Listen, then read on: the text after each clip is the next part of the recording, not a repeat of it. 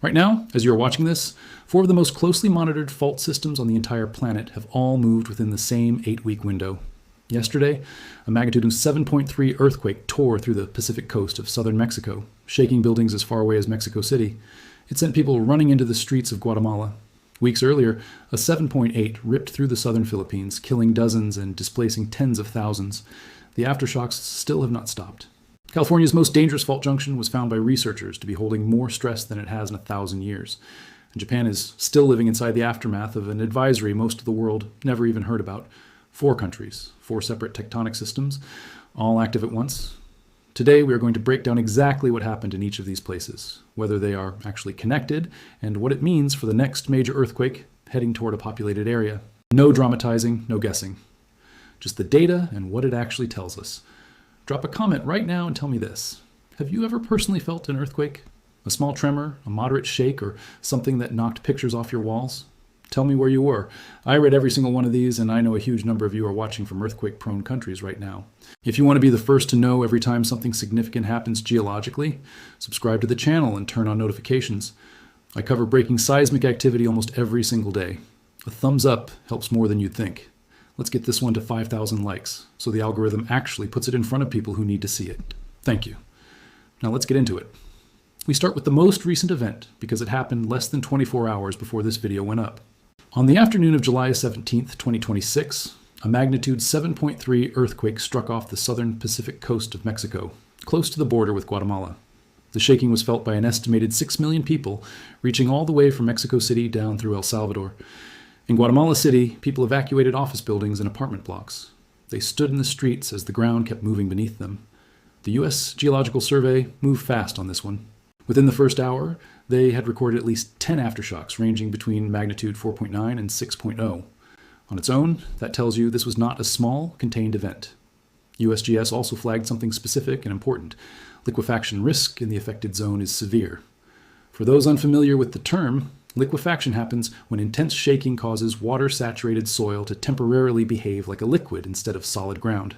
Buildings do not need to be hit by the strongest part of the shaking to fail in a liquefaction zone. The ground underneath them can simply stop acting like ground. USGS also singled out a specific vulnerability in their assessment. Mud wall and adobe block construction, which is common throughout rural areas of southern Mexico and Guatemala, is particularly susceptible to this kind of quake.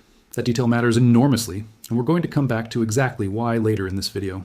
It's the same underlying issue that has determined the outcome of nearly every major earthquake this year. A tsunami threat was issued immediately after the quake by the U.S. Tsunami Warning System for the affected coastline. That threat has since passed, though officials are still asking coastal residents to stay alert for unusual sea level fluctuations in the coming days.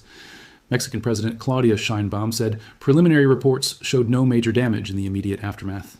The USGS currently estimates total economic losses at under 1% of Mexico's GDP, which, if that holds, would be a genuinely fortunate outcome for an earthquake of this size. But here's what I want you to sit with. USGS's official language on this one was blunt. Significant damage is likely and some fatalities are possible. This earthquake struck in a region with what USGS itself describes as a well-documented history of moderate to large earthquakes. This is not a fault system that surprised anyone by moving. It's a fault system that was known to be active, and it just proved that again, less than a day ago, while millions of people were going about a completely ordinary Friday. Now let's go back a few weeks, to an earthquake that barely made a dent in most people's news feeds outside of Southeast Asia. This is despite it being one of the deadliest disasters the region has seen in half a century. In June 2026, a magnitude 7.8 earthquake struck Mindanao in the southern Philippines. This is a massive number. A 7.8 sits in the same range as some of the most destructive earthquakes in modern history. The quake triggered tsunami warnings that were later canceled. The shaking itself did the damage. The city of General Santos and the provinces of Sarangani and South Cotabato took the worst of it, along with Davao Occidental. The confirmed numbers, as of the most recent updates coming out of the region, stand at over 90 people dead, more than 1,300 injured, and close to 20 people still listed as missing. Officials have described it as among the most destructive earthquakes the country has experienced in 5 decades. Over 121,000 homes were damaged or destroyed. Not a typo. 121,000 homes in a single earthquake in a country that has plenty of prior experience with seismic activity and still could not prevent losses on this scale.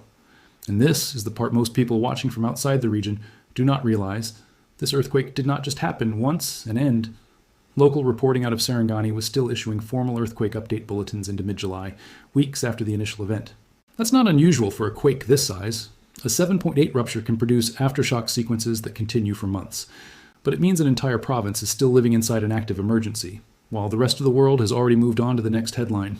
Here's the pattern I want you to notice, because it is going to repeat throughout this entire video. The Philippines sits directly on the Pacific Ring of Fire, at the collision point of the Philippine Sea Plate and the Eurasian Plate. This is one of the most seismically loaded regions on the planet. Nobody who studies this system was shocked that a major earthquake happened there. What determined whether 90 people died or 9,000 died was not the geology. It was construction quality, population density, and how fast emergency response could actually reach the hardest hit communities. We are going to see this exact dynamic play out again when we get to California and Japan. Now we need to talk about the story that isn't a single earthquake. It's a slow-motion warning building underneath one of the most populated regions in North America. Earlier this year, researchers modeling roughly 1,000 years of seismic history across the southern San Andreas and San Jacinto fault systems published findings that should have been a much bigger story than it was. Using a physics-based model fed with radiocarbon dating, tree ring records, and historical seismic observations, the research team found that stress levels on multiple segments of these fault systems are now sitting at or above the highest values recorded anywhere across that entire 1,000-year simulation. Let that sit for a second. Not the highest in a decade. Not the highest in a century. The highest in 1,000 years of modeled history. The researchers zeroed in on a specific location called Cajun Pass, roughly 50 miles northeast of downtown Los Angeles, where the San Andreas and San Jacinto fault systems physically intersect. They're calling this junction an earthquake gate. Under the right stress conditions, a rupture that begins on one fault could pass straight through this junction and continue onto the neighboring fault. That would turn what should have been a single-fault earthquake into a connected multi-fault event dramatically larger than either fault could produce on its own. One of the researchers involved, who also directs the statewide California Earthquake Center at USC, pointed out something worth repeating slowly. Southern California has not experienced a major urban earthquake since the Northridge quake in 1994. That's over 3 decades of accumulated stress with no major release along this specific system. According to his assessment, unlocking the level of stress this research identified would likely require an earthquake of magnitude 7 or larger. And if that earthquake hits this corridor, researchers estimate it could affect close to 24 million people across the greater Los Angeles metro area and the Inland Empire. For context on just how serious that comparison is, Northridge, at a smaller magnitude than what's being modeled here, still caused billions of dollars in damage. It remains one of the costliest natural disasters in U.S. history. A magnitude 7 or larger event hitting a region now home to millions more people and vastly more infrastructure than existed in 1994 would be an entirely different category of disaster. This is not a prediction that an earthquake is about to happen tomorrow. Nobody, anywhere, has the ability to predict earthquakes with that kind of precision. What this research tells us is that the ingredients for a genuinely historic Southern California earthquake are currently in place, in a way they have not been in the historical record we have access to. Japan. What a managed disaster actually looks like. Finally, Japan. And this is the part of the story that actually gives us the clearest lesson in the entire video. Earlier this year, a magnitude 7.7 earthquake struck off Japan's northeastern coast along the Japan Trench, in the same general region that produced the devastating 2011 Tohoku disaster. Japan's meteorological agency issued tsunami warnings immediately. Evacuation orders went out to more than 180,000 people.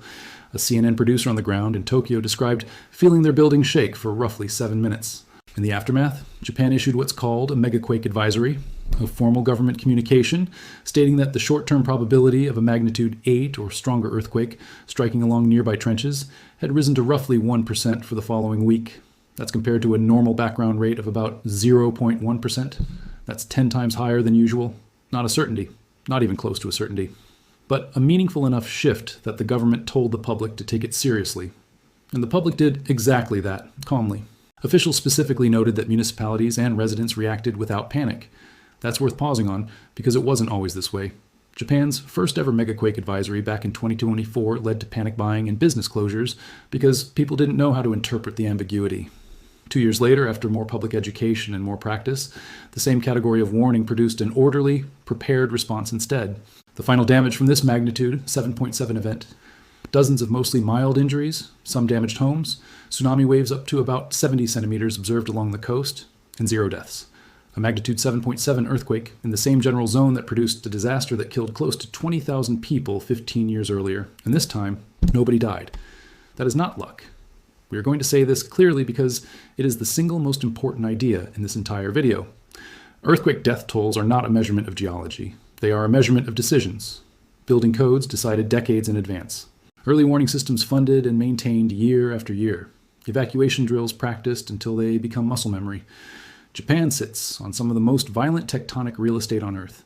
It has systematically converted decades of preparation into survivable outcomes, earthquake after earthquake. Are these 4 earthquakes actually connected? So now the obvious question. Mexico, the Philippines, California, Japan, all active within roughly 2 months of each other. Is something happening to the planet right now? The honest, unglamorous scientific answer is no, not in the way that question implies. These are 4 geologically independent systems, thousands of kilometers apart, that do not communicate with each other in any direct seismological sense. Mexico's quake happened along the boundary where the Cocos Plate subducts beneath the North American Plate.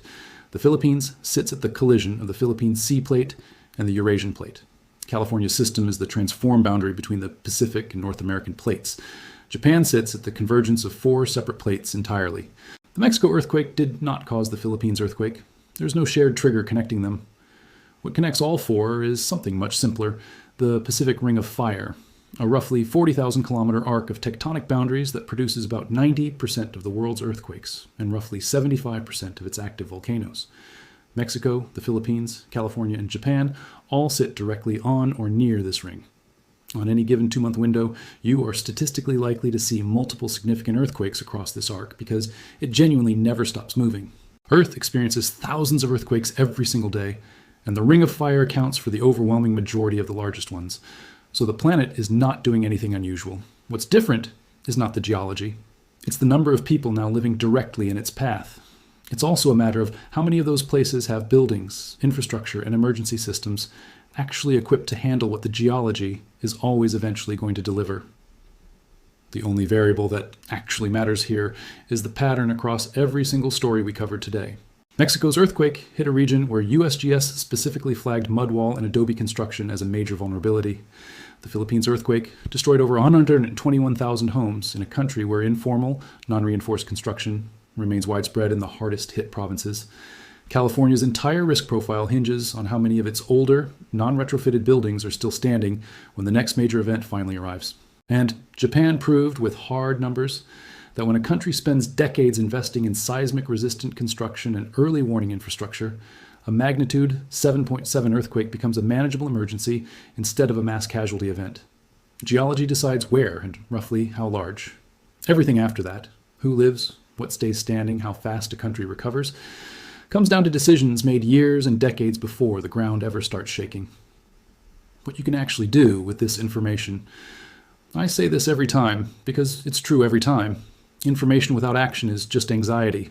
You probably cannot retrofit your home overnight, but you can put together 72 hours of emergency supplies: water, food, first aid, flashlights, any medications you rely on. You can find out where your home's gas shutoff valve is. You can bolt heavy furniture and bookshelves to the wall. You can agree on a communication plan with your family for a scenario where mobile networks go down, because that happens in nearly every major earthquake. You can sign up for regional earthquake early warning alerts if your area has them. Systems like Japan's or California's Shake Alert can give you seconds to tens of seconds of warning.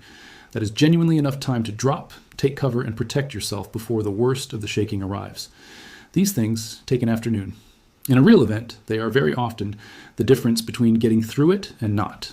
The planet has been doing this for 4.5 billion years. Plates have been grinding past each other, faults have been locking and slipping and releasing, long before any of us were here to feel it. It will keep happening long after we're gone.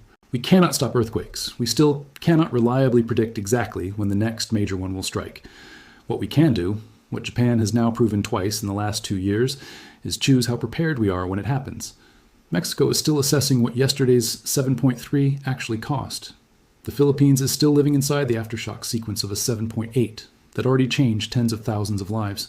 California's most dangerous fault junction is sitting at stress levels not seen in 1,000 years.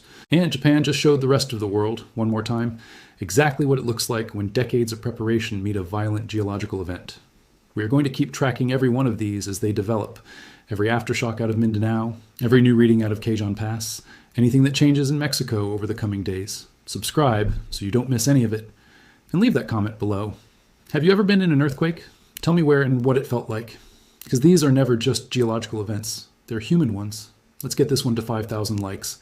See you in the next one.